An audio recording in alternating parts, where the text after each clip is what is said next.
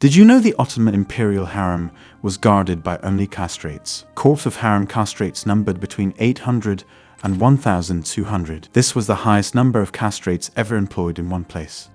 The Ottoman Empire, a vast and powerful civilization that spanned centuries, is often romanticized for its opulent palaces, majestic architecture, and tales of legendary sultans. However, behind the grandeur and glamour lay a darker reality, one that was experienced by thousands of women within the secluded confines of the harem. The harem, a word meaning forbidden in Arabic, was the private domain of the sultan and his family.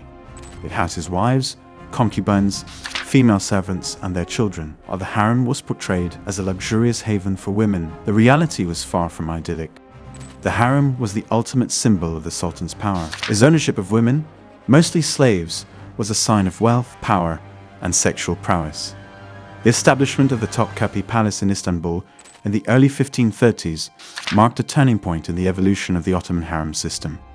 Concubines, also known as karais, were young women, often taken from conquered territories or purchased from slave markets, who were destined to serve the sultan and his family.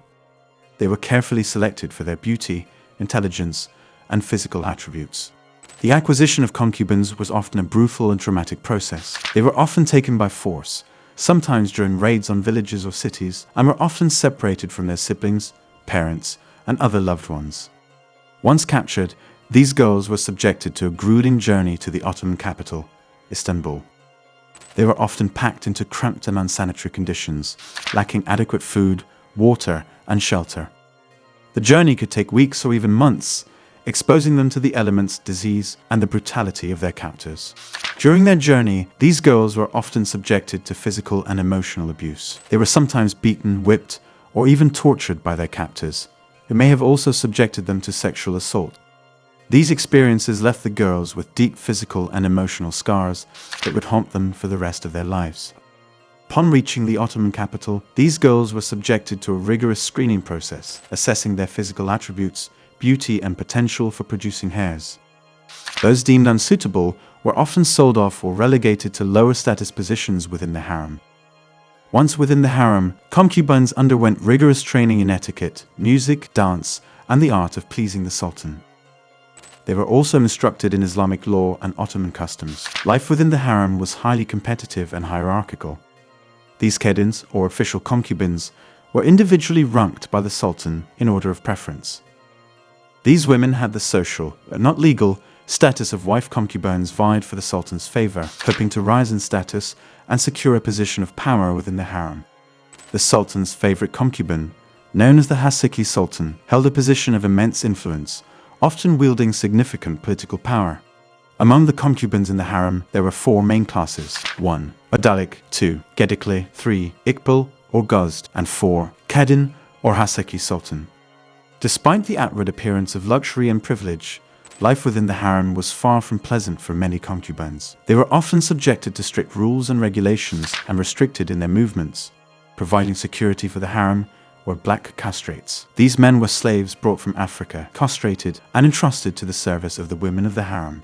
Jealousy and rivalry were rampant among concubines, leading to bitter feuds and even violence. Cases of poisoning, assassination attempts, and even infanticide were not uncommon. One of the most notorious examples of concubine rivalry occurred during the reign of Sultan Suleiman the Magnificent. Harem Sultan, the sultan's favorite concubine and later wife, was accused of poisoning her rival, Mahidevran Sultan, in a fit of jealousy. The Ottoman harem could house up to 2,000 women at its peak. Concubines were often as young as 12 or 13 years old when they entered the harem. The sultan could have multiple concubines, but only one official wife. Most sultans kept 4 kedins. Concubines who gave birth to male heirs were rewarded with wealth and status. Those who failed to gain the sultan's favor could face a life of obscurity or even be executed. The practice of the cord, also known as the silent strangler, was a method of execution used to dispose of unwanted or disgraced concubines within the Ottoman harem. This discreet and often clandestine form of execution, shrouded in secrecy, left little trace, further emphasizing the harem's dark underbelly. The Topkapi Palace fire stands as a tragic reminder of the vulnerability of life within the Ottoman harem. The fire, which broke out on the night of June 30, 1816, engulfed the palace's harem, trapping hundreds of women and children within its suffocating flames. Many perished in the blaze, their cries for help echoing through the palace walls as the fire consumed everything in its path. The official death toll, with estimates ranging from 200 to 300 victims.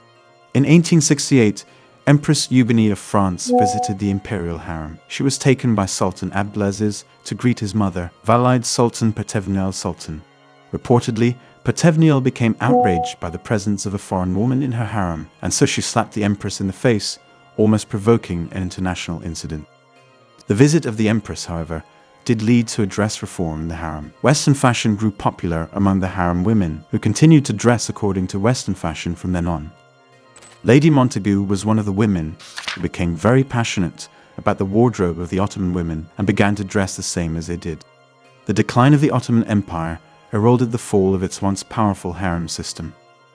As modernization swept across the empire, social norms evolved, challenging the traditional seclusion and hierarchy of the harem. This shift in societal attitudes eroded the harem's foundations, leading to its eventual dismantling. The final blow came in 1922, when the last Ottoman Sultan, Mehmed VI, was dethroned, signaling the end of an era and the dissolution of the imperial harem.